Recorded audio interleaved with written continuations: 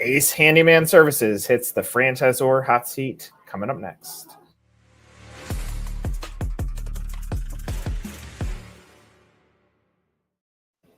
All right, Colette, like every other interview I do, it always starts with the scripted portion, then we go unscripted. But how did you accidentally fall into franchising? What's your franchise backstory?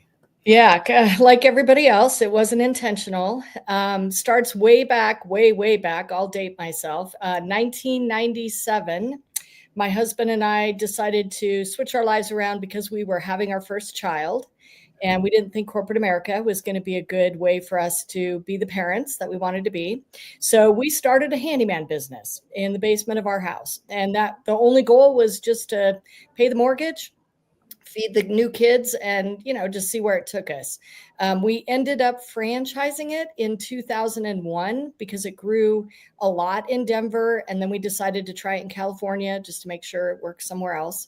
We franchised it ourselves in 2001 under the brand name of Handyman Matters. Grew it. Fast forward to 2018, we get a phone call from Ace Hardware. They're interested.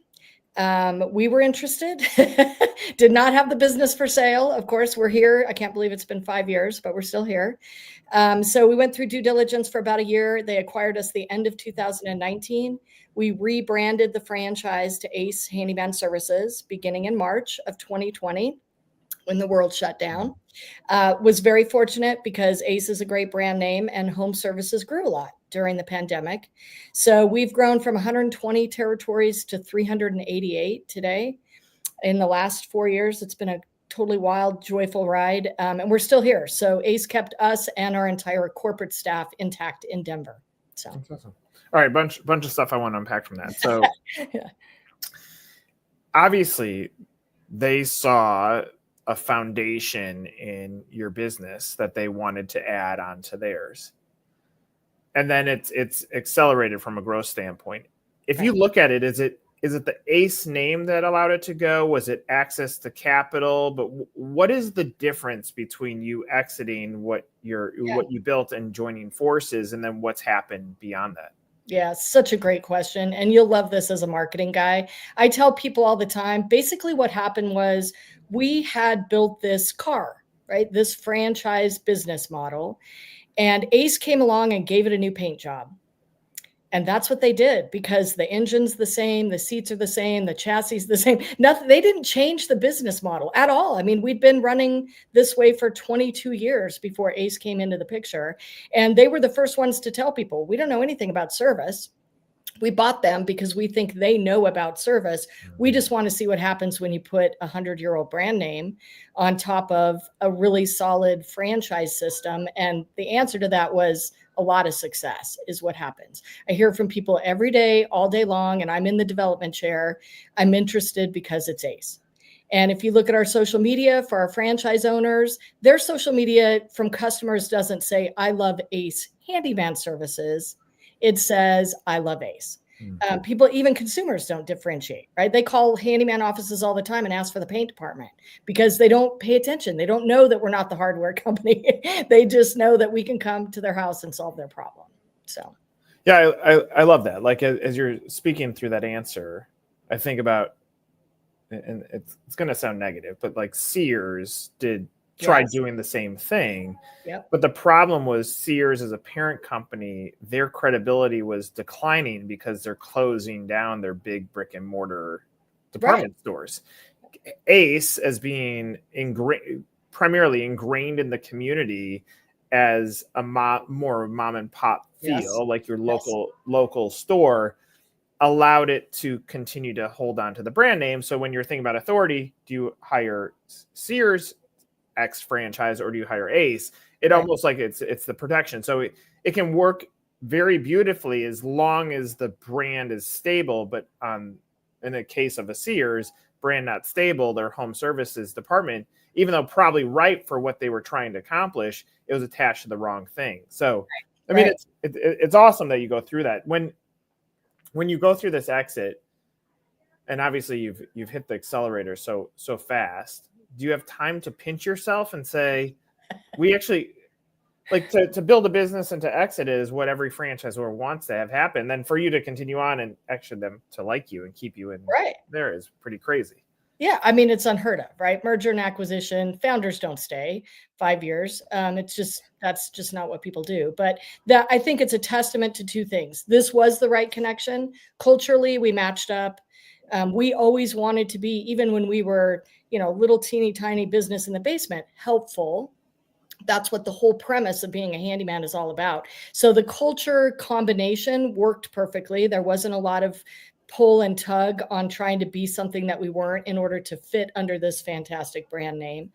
And the second thing is they're just amazing people, right? They are humble, which is wild for, a $9 billion business. It's been around for all these years. They didn't send anybody to Denver to run this, because they didn't have anybody who knew what we were doing. So they were willing to sort of sit back and let this unfold. Now, I'll be honest, pandemic helped, right? They kind of got distracted like everybody else did. And, in retail, they were busy putting up plexiglass and, trying to protect their employees during this pandemic, early years at least. So we really did have a chance to kind of flourish without a lot of oversight. And then when they did turn around and go, oh, wait a minute, we bought a handyman business, we should see how they're doing. We had been doing so well, they just kind of left us alone. I have the really unique position being in the development chair. I get to tell this story every day. Yeah. So I don't have to pinch myself because I live this, and it is an amazing, people, when we first exited, everybody's like, oh my gosh, you didn't give the business to your kids. We have 2 boys. They're 26 and 24 right now, right? They were the reasons why we started the business in the first place. So they've been around handyman since they were born. And I said 2 things. They didn't want it. Neither one of them ever came to us and said, oh my God, I want to take over this business. And number 2, we gave them the bigger gift, which is to teach them you can start something and work really, really hard at it and have a strange fairy tale like sells a business to Ace Hardware come true. Like that really does still happen in America. It is crazy though. That's awesome. All right, let's shift into the brand. I have more questions. Yeah.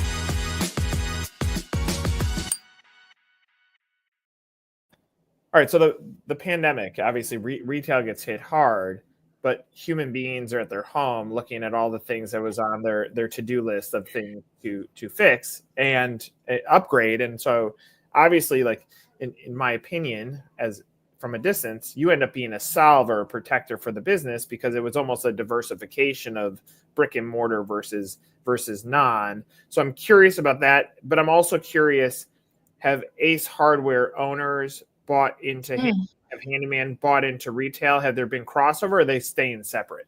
Yeah. So great questions. The pandemic did a couple things. One, people were cabin fever, right? They wanted to do something because the days of getting up and going to the office were gone. And, early days, nobody knew when it was ever going to come back. Right.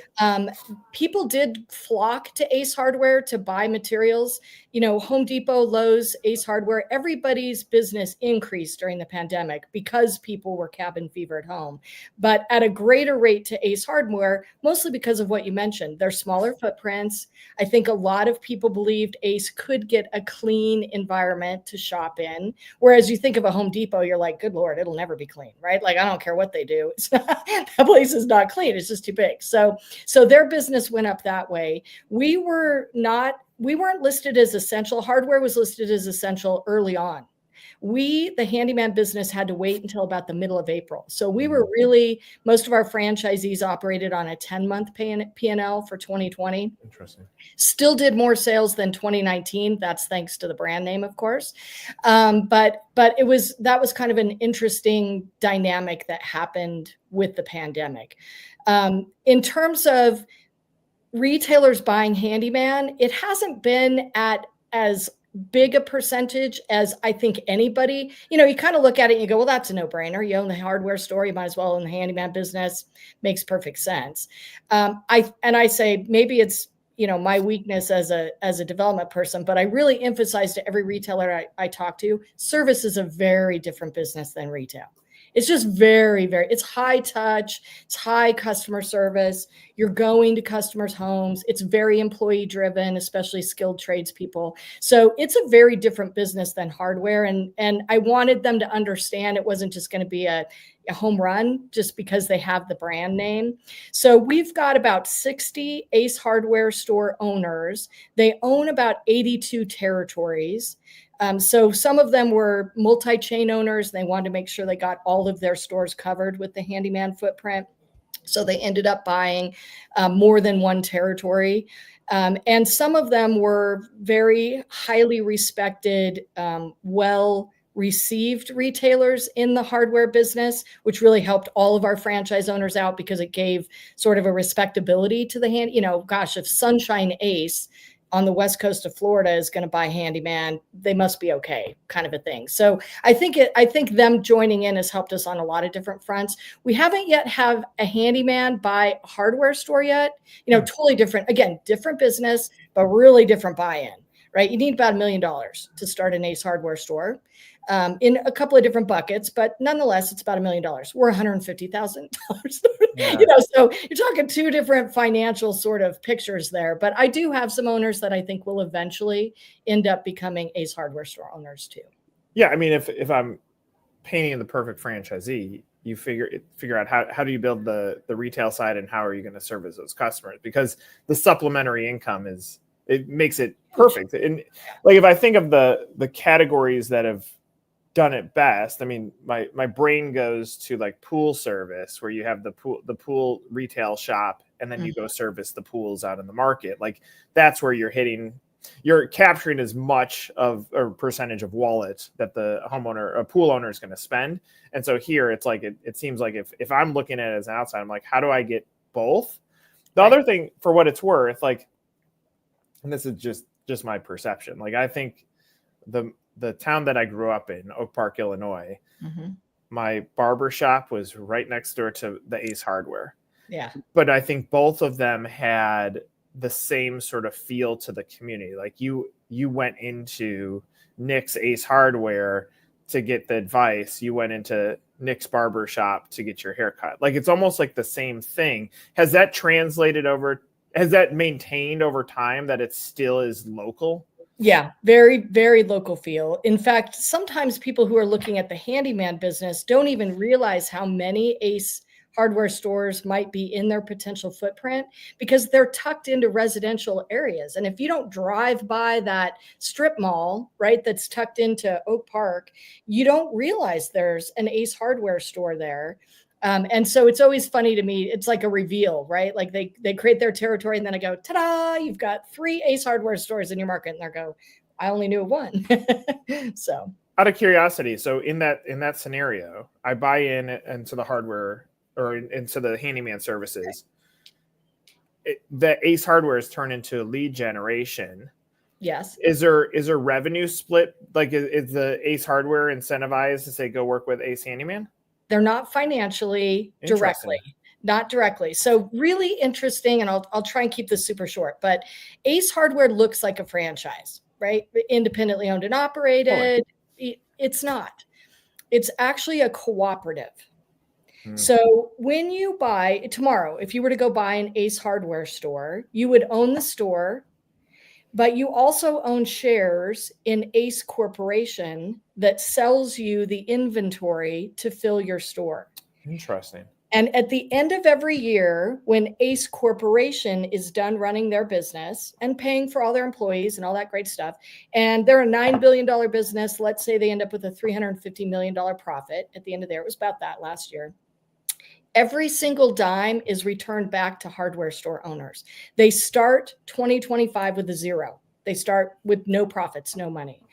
And so each Ace Hardware store does financially benefit from all of the handyman services because our profits are part of that patronage division that goes back to, it is the craziest, I'm telling you. And sometimes even the hardware store owners don't understand it. So that's why I do a lot of explaining of how this whole system works. If someone knocks on the door with like a brown envelope and says, here's the cash, you're like, okay. Yeah, you're like, okay, thanks a lot. Yeah.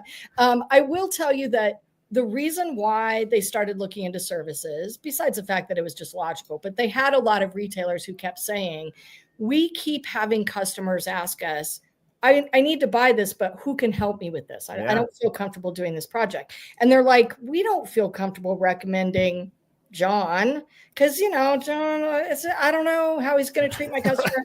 I don't know. And so those retailers went to Ace Corporate and said, we want you to look into a way to solve this.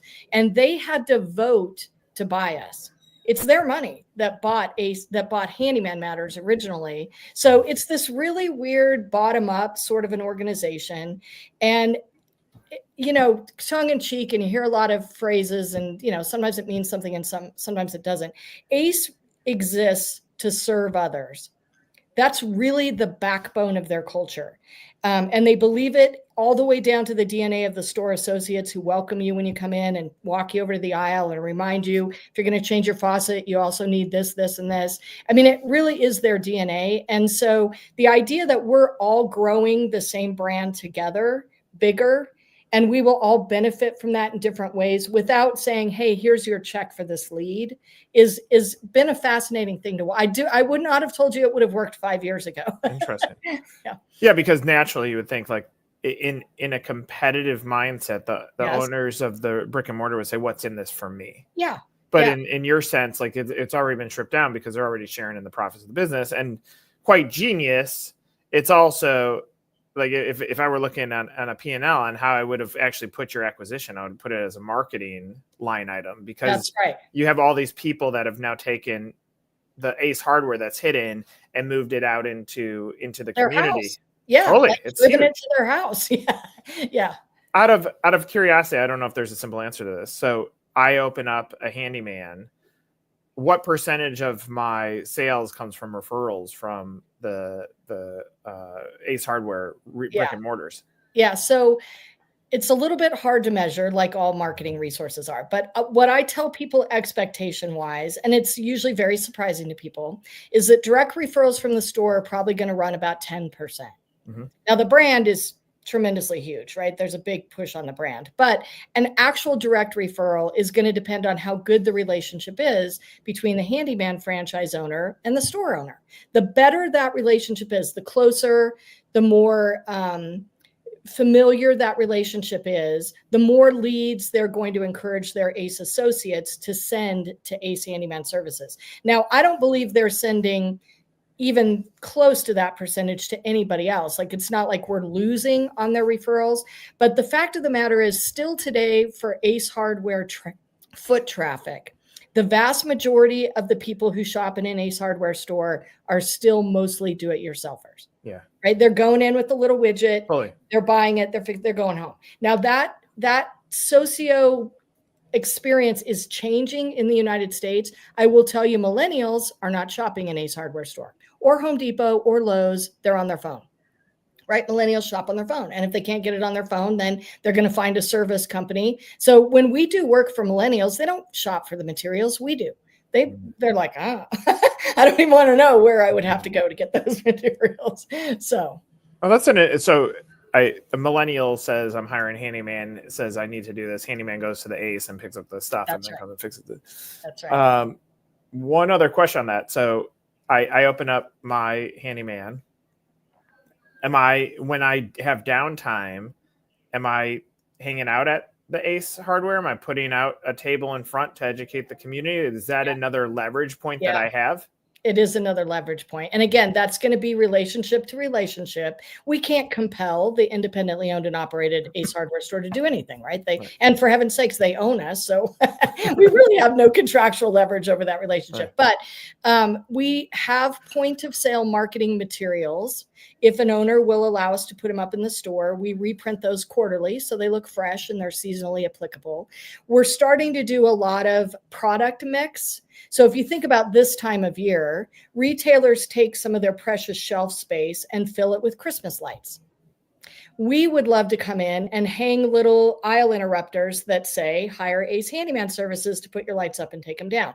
And of course, the theory on that is they'll buy more lights if they don't have to get on the damn ladder to hang all those lights. So we're starting to integrate a lot more with products. And then just like what you're talking about, a lot of Ace Hardware stores have really cool, fun things like ladies' night, where you can go to the Ace and do a craft project. Well, we want to have our office manager there to schedule work for them at a table, right, while they're there. Or if a craftsman has an afternoon off, we've got a pull-up banner that says Ask a Craftsman. You just get permission from the retailer, go sit down, pull up your banner, and answer all the questions that homeowners might have if they're do-it-yourselfers, right? So yeah, a lot of different ways to integrate. I love that. Let's get into the investment.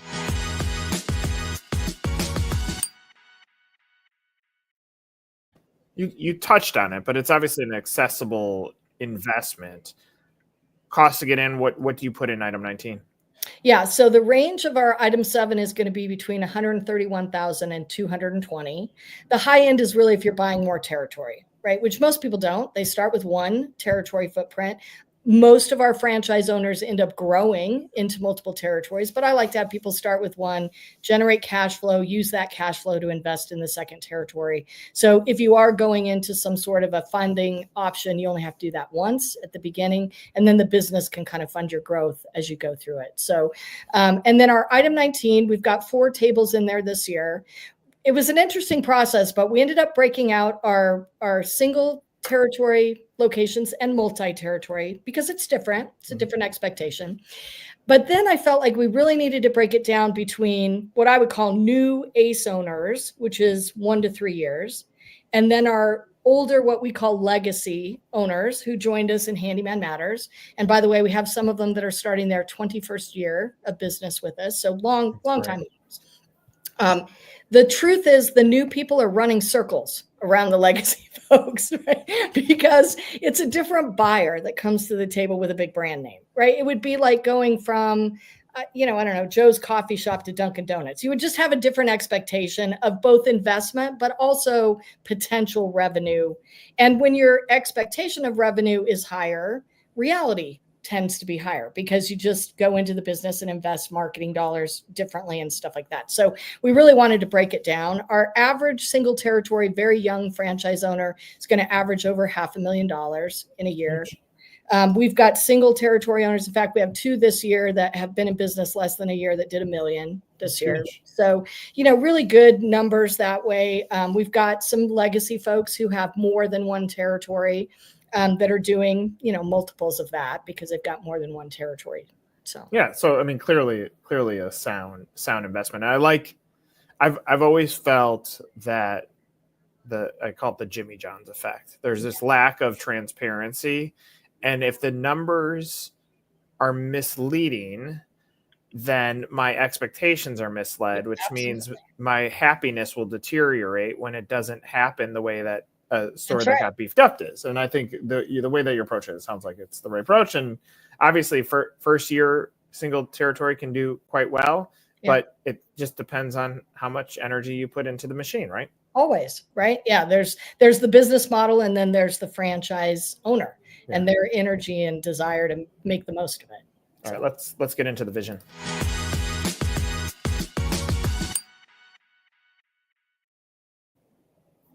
You've grown tremendously. That means deterioration of availability continues to happen. What does the vision look like, say, for the next year or so? So it is interesting to grow this much in a very I can't believe that 26 years later there's still not a whole bunch of really big handyman franchise concepts. Now, maybe that speaks to, the intricacies of the model or something, but at 388 territories, we're less than a fourth of the way saturated across the United States. We think there's somewhere between 1,200 and 1,500, depending upon some smaller markets that we have ACE retailers interested in that I would not sell to just somebody who wants to pay their mortgage and build an asset with just this handyman business. But like you were saying, if you own both the hardware store and the handyman, then there's a scalability of model of money that makes sense there. So for example, we're in Whitefish, Montana, never would have been there except the retailer wanted to buy it, right? And she does millions of dollars out of her ACE store. And so she's likely to do really well out of a handyman that's only in 35,000 households. So we have about, let's say 1,200 territories. If we're at almost 400, we've got a long ways to go. ACE Hardware as a corporation and as a license, kind of a license model. They're in 69 countries, excuse me. And we get a lot of international interest, like a lot of franchise concepts do. Again, Ace, super brilliant. I can remember the first time I called the executive that we report to at Ace, who happens to be of all things, the CFO, risk management, and VP of operations. It's like a perfect thing for Handyman. But I called Bill up and I said, "Hey, Bill, what do you think about selling Hong Kong?" He goes, "Colette, focus on the United States, please. Let's get a handyman everywhere we possibly can in the United States, and then we'll talk about what the rest of the world looks like." So we're looking to grow out domestically. I would hope we would get that done within the next 10 years. At the rate that we're going, should be pretty feasible. So, well, I think it's cool to understand that the world has a respect for a business. And in my opinion, that turns into a why you, why now element back to your candidates in the United States. Like, this is a global brand. Right. And so no matter where you go, like you automatically have an authority, which actually, in my opinion, buys a little bit more permission to mess up from time to time, because we all do. You have a credibility there. And it's like, it's locally owned and operated. That's been drilled in. There's a trust factor. You go there when you need support. Clearly, you've filled a gap of customers saying, "I need help with this," and Ace independent owners don't know who to send it to. And so I love the whole premise of everything. And I think back to probably when you started this business, the car is still underneath this. Like, what your vision was. I would call it, you almost went from gas to electric. Right. That's I'll use that for mine. But I think it's so cool. And if I'm you, and I think, again, the exit and continuation, like you built something that was desirable and filled a gap, and someone saw it and had value in it. I think that's pretty special. So kudos to you. Thank you. Thanks for doing this. Thanks for sharing some of your story. And I hope anybody that watches, obviously we try to show the culture side of who you're going to work with, and Colette's one of the good ones. So thanks, Nick. Thanks for doing this, Colette. For Colette, I'm Nick. This is another Franchisor Hot Seat.